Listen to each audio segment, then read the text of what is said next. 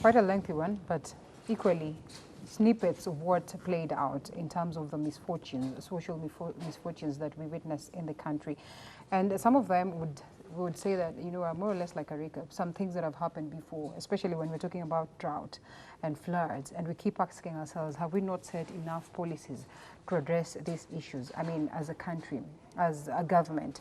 So to the policy experts, when we come to the question of policy, and up until today, we're talking about how much so our people are losing their lives because of floods, because of drought, because of course, terror attacks. At least we can say with terror, it's a global fight that is still ongoing. It's been tied even for the United States, the like of the bigger brothers. So you can only say that on this one, we have to go a little bit slow, because like they will always say, the terrorists are always a step ahead or 2 steps ahead in comparison, of course, to the fights that we put up. But when we take a look at all these issues that have been captured there and the others that we've not even touched on, do you suppose then that we have set up proper policies or we've not? And in the event that we have, do we implement them at all?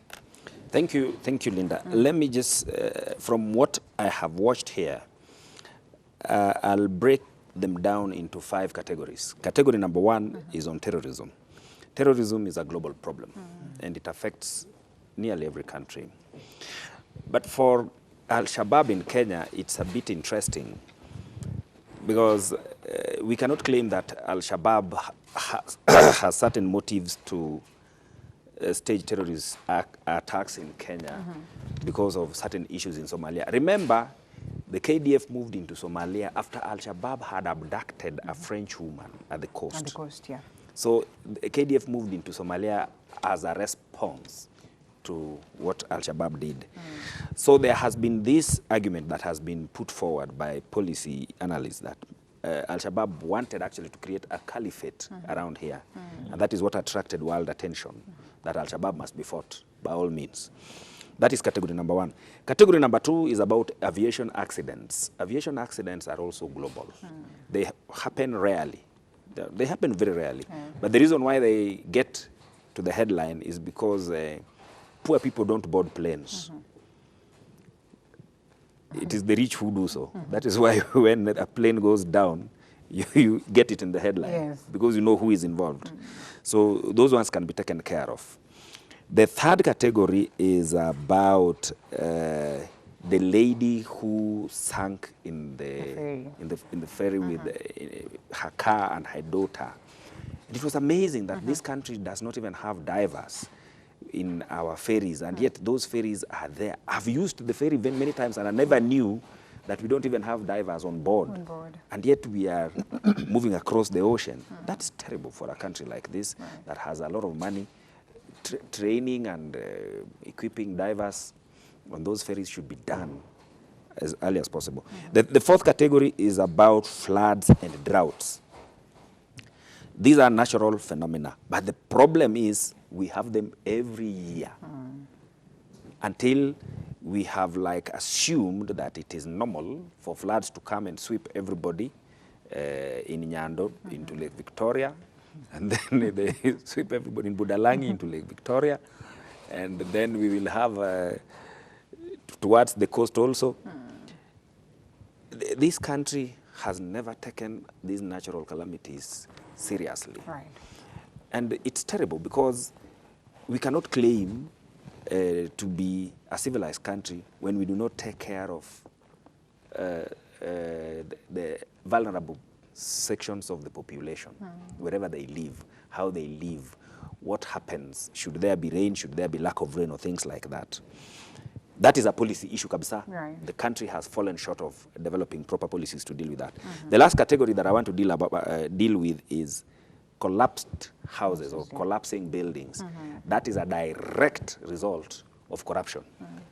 Because building houses or building settlements is supposed to be supervised by government agencies. And particularly in towns and cities where the government has a very powerful presence, you should not be able to build a house unless you've been cleared, you've got all the permits, it's been supervised, and everything is in order. So we all know the part that corruption plays in the, for example, even in City Hall here. So people get building plans approved, and everybody knows. Riparian land or Riparian land. And sometimes we see even substandard building materials are used, and still certificate of occupation is given. A friend of mine was telling me a story in Syokimau here. The developer developed an estate. He did not develop a sewage system in that estate. Somehow he managed to get the completion certificate, which enabled him to sell the houses. When he sold the houses, he took off with the money. And now the person who's been sold to. There are many people. Oh, no. Then the county government of Machakos now comes and says, we are going to close this estate now. And people have bought. The developer has gone. So it becomes another issue altogether. Because now you have only bought one house. There are 100 houses. Yeah. You cannot now construct the sewage system for a single house, because, you know, a sewage system is a network that is supposed to cover everybody else. But that tells you about the kind of corruption even in our county governments. And that needs to be dealt with. It is not a small matter. We cannot say that collapsed buildings are natural phenomena or at the hands of God. The hand of God is, I think, does not do such crazy things. We need to deal with these things as a matter of governance. Yeah. From a policy perspective, these are governance issues that need to be dealt with and to be addressed immediately. Okay, thank you. Dr. Justus, walking into 2020 and, you know, with the stories that we've just captured or the stories that we've just recapped on, Mike brings on board pertinent points, and he says that yes, in a way, there are some of them that we've also dealt with. And for instance, we cannot equally go, you know, just pinpointing and saying that, you know, we've not done enough. When you look at the ferry issue, you know, it's just brought to light lots of things that we had not done right. And in a way, then there was another occurrence that, of course, again, the ferry board came on board to address it, you know, in a proper way, you know, speedy. In comparison to what played out earlier on. So when you look at such occurrences, do you suppose that how we've dealt with them as a country was probably good enough, not forgetting the D2 and, you know, the attacks, the terror attacks that are staged in the country and all that, the mudslides, the landslides and the floods. In how we've dealt it, have we tried our level best, or is there a way that we can, you know, go an extra mile towards ensuring that this is possible? And when we're talking about is there a way, then it has to be something that is easily realizable. Well, I give it to Kenyans.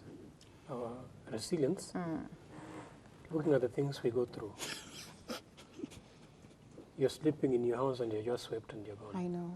Sitting in your car and you're some people using boats across the city, you know, like just within the village you're using boats. It's interesting. Yes. So she's found 156 feet down below the sea and no one can even get you. I know. Yet you are just boarding the ferry like any other person. And the things Kenyans go through, to me, I narrow it down to us being very great people. Our resolve, we are not easily finishable. And we cannot afford to allow politicians to finish us or poor leadership to finish us. I'm very hopeful that we're going to surmount this. And we need a leader who can fit into that spirit and also stand in the gap. Actually reminds me of Moses of the Bible. At a certain point, the Israelites were so wicked to a point that he decided, you know what, Moses, go down to your people, I want to finish all of them. It was very easy to tell, you know, the Almighty that these are not my people. You're the one who began the gymnastic when I was shepherding my sheep in the desert, and you started burning bushes. It was very easy for him to, you know, disassociate himself from them. Right. But what did he do? He knew what would preserve the people and giving the people a second chance. So even the corrupt ones that we've had, yes, they are our own. The only mistake we cannot do is allowing them in the office to repeat those mistakes. Because he says, it's only a fool who does the same thing, the same way expecting a different result. We need a leader who can stand in the gap and resonate with the spirit of Kenyans. Look at the Hionis of 159. Look at the heroes, the things that we go through. How resilient, how we withstand. Even the famine. You know, some people, these guys who are messing up with us, give them even 1 second or a day without food. And Kenyans out there can tie their belly and hold, hoping for the best. And based on that spirit, I would pray together with them. And I would encourage Kenyans that irrespective of how difficult it has been, yes, the flood came, wiped some of us, but we are still standing to move on their spirits. Right. The buildings fall on some when they are sleeping. And here we are, we should still continue representing them and carrying forward with their spirits. And you've seen several things that are happening to Kenyans. All we need are leaders who can resonate with that spirit and carry the Kenyan spirit forward. All right. And all these tragedies we're talking about, be it through corruption, I think these things will be a thing in the past. In the past. Well, Adede Paul Adede, well, we say that we might, stand strong and, soldier on. For how long is the question? My next clip would have been in line with the cost of living and the fact that most of industries have closed down, and we are now, in as much as we are always talking about addressing the question of unemployment, it's clear that we are headed to that level whereby it's going to be on the rise based on the fact that we've seen notable, of course, industries going down. So when we take a look at the cost of living as a people of Kenya, when we take a look at how bad the economy is managing, I mean, as we march into 2022, in our very own special capacity as a people, what move can we take towards salvaging the situation? Because enough is at a point when we're going to be pointing fingers. I don't know who is this leader who said that, you can always be pointing fingers at the very same politicians, forgetting that they're the very same people who've landed you in the same trouble. So if they landed you there, it's because they wanted you there. So it's incumbent upon you as a people to take up the mantle and say that moving forward, forget about the leadership, this is how we're going to go towards addressing this. Moving forward, in terms of the economic crisis that we have today, it's there's 1 trillion that we should be paying, I think by January, that's the next hours, to the China government. Moving forward, the monetary policy and the fiscal policy has been disabused by the current government. And it's high time now the government sit down with the economic experts and then we restructure some of these loans that we have. Because if we move the way we are moving, we are not going to have a nation. And that's the reason why it's very important. Because what we collect today, the Kenya Revenue Authority collect, and the debts that we have, we are not, the gap is so huge that we cannot cope with it. As you just said, some of these issues like the terror risk, you find that some of those people are just Kenyans who have gone through economic tough times, have been radicalized. Have been radicalized, and now they are willing to do anything for them to have money. So those are some of the issues that we need to, as a nation, to discuss. Have we reached at that point that killing somebody is economic benefit to you? And then the issue of ferry. I've been in Tanzania. If you look at the way, and I was in Mombasa just like 3 weeks ago, and I used that ferry. In Tanzania, when you board the ferry with your vehicle, everybody alight. You go to the other upstairs, you stay there. When you dock the other side, the people first move out, you go back to your vehicles, and then but in Kenya, people comfortably sit in their vehicles. And that's a strategy that can be sorted out in terms of even making sure that everybody move out of their vehicles when they're in water. And again, in terms of housing, Raila always call them structures. They're not houses. If you look at Kibra, those are not houses, those are structures.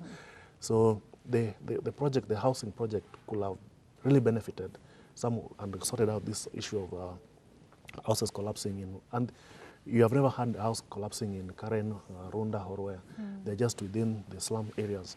So it's high time now the proper planning be done in our cities. It's not about Nairobi alone, it's even other areas, though the media has not captured it all. So it's high time now even those areas also be captured. And then the policy experts, the government should sit down and have proper planning in terms of where they are taking this nation in terms of debts. The debts have really increased. The food insecurity has risen. Droughts, imagine today people are dying because of floods. In the next 2 months, there will be drought all over. And then you ask, what are some of the disaster management and tragedy management are we put down as a nation. So it's a high time now also we look at it, they come up with a good policy on how we can do some of these things.